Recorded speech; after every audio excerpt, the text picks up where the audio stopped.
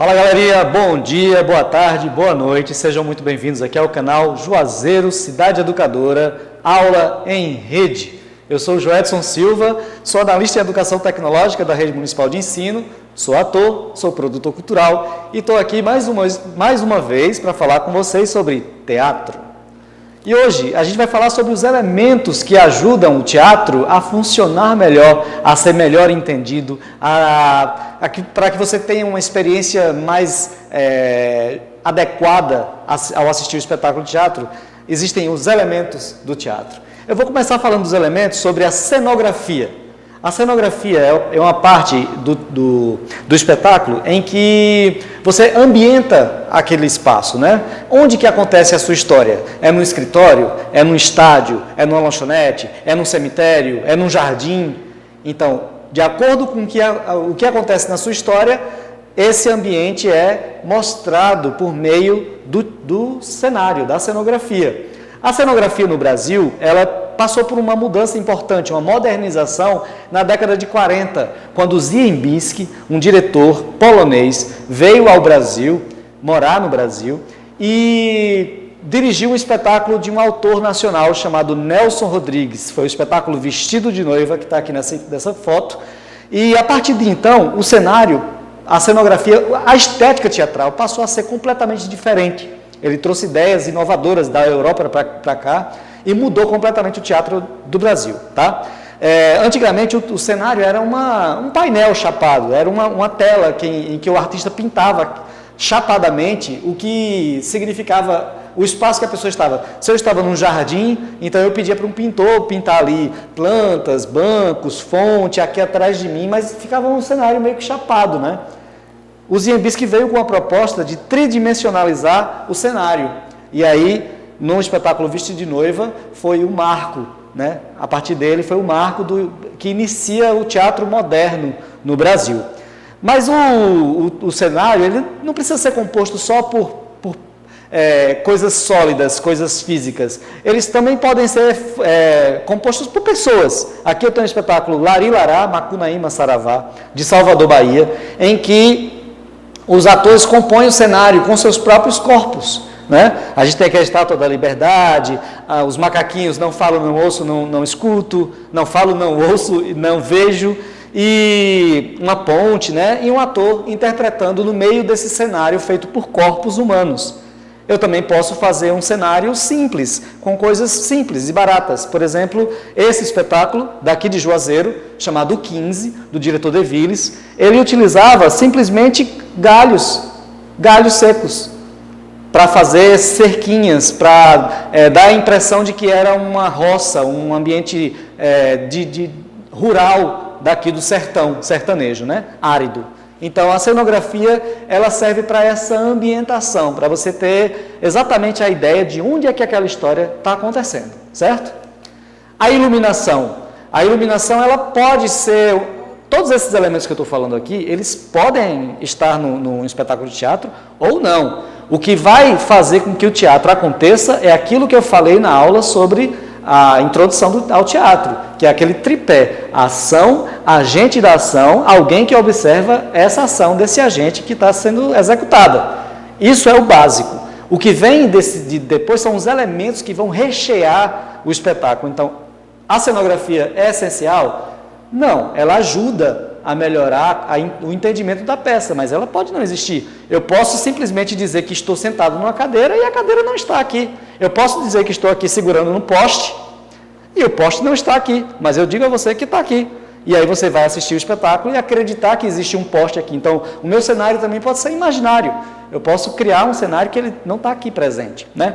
Assim como a luz também, ela vai ser um elemento útil e utilizável em espaços mais fechados, em salas de teatro, em que não tenha incidência de luz externa, e aí você pode aproveitar a luz para criar ambiências, né, e climas. Aqui, por exemplo, você tem uma luz que faz um desenho muito claro, tanto no chão do palco, quanto também desenhos aéreos, né? E aí corrobora com a ideia do que o espetáculo quer passar. Aqui você tem uma iluminação que já traz um clima, né? É um ambiente noturno, com nuvens né, em volta. Então a iluminação causa essa impressão de que você está num ambiente onírico ali, um ambiente de sonho, vamos dizer que parece isso, né, um ambiente de sonho, né?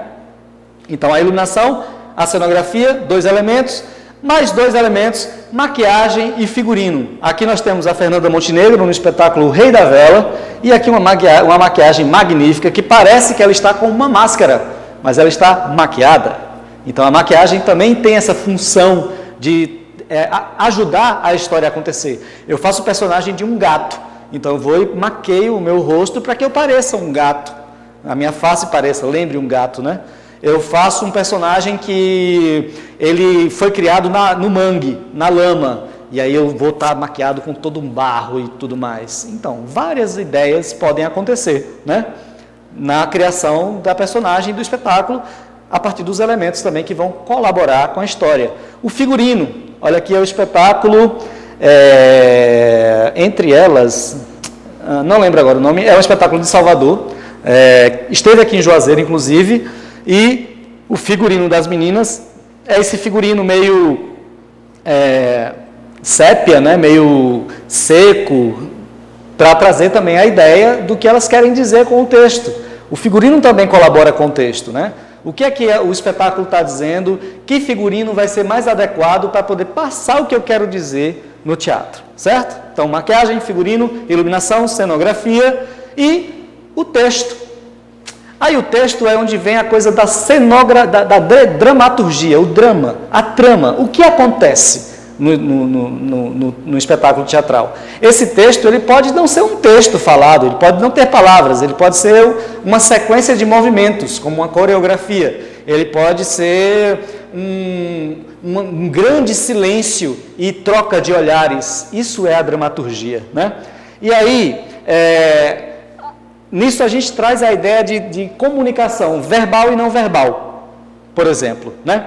Com o texto no teatro, a dramaturgia no teatro, eu posso fazer uma comunicação verbal, ou seja, falando e dizendo o que eu quero passar de ideia, e eu posso também fazer uma dramaturgia, uma comunicação não verbal, que eu apenas expresso com o meu corpo o que eu quero dizer. Aí nisso eu vou colocar um trechinho de um vídeo para vocês verem aqui, da década de 20, do Charlie Chaplin, quando o cinema ainda não tinha som, então os filmes eram feitos muito a partir da imagem, do que você via. Assista aí um pedacinho.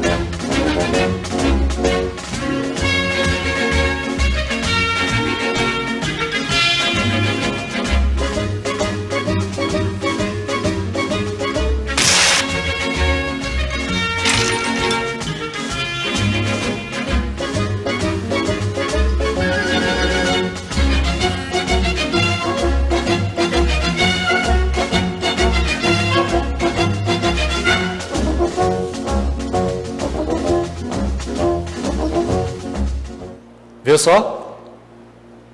Isso daí é um exemplo de um texto, uma comunicação não verbal. Você consegue entender a história apenas vendo o que eles estão fazendo. Eles não estão demonstrando com mímica, né?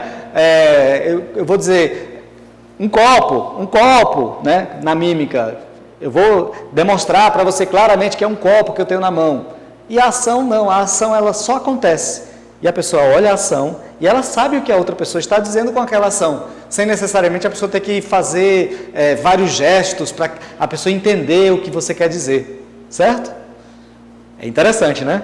Eu posso falar, mas eu também posso agir. E quando eu vou agir, essa comunicação ela é não verbal, é uma comunicação corporal, física, motora, certo? Então, o nosso desafio de hoje é esse. Você vai convidar alguém na sua casa para assistir, claro, você vai preparar isso antes, né? Você vai lá, pensa o que é que você vai fazer. Você vai convidar alguém para você contar uma história para esse alguém sem usar palavras e nem usar mímica para dizer assim, olha, é um copo, né? Para que a pessoa não perceba. Você vai contar uma história e vai mostrar para essa pessoa quem é você. Vai responder 3 perguntas, tá? Quem é você? Onde você está?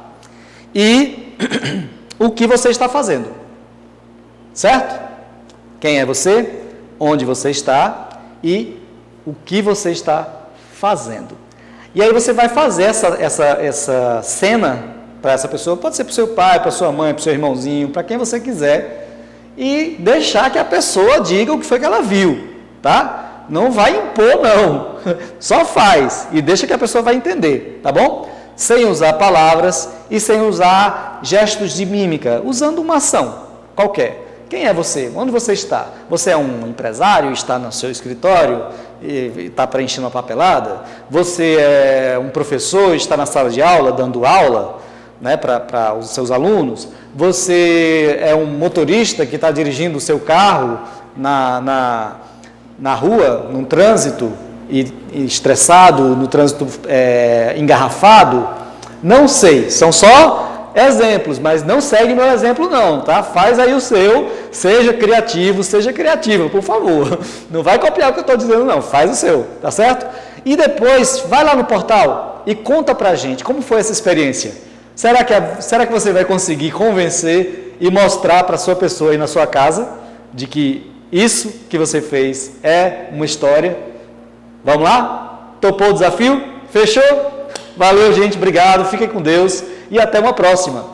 Abraço.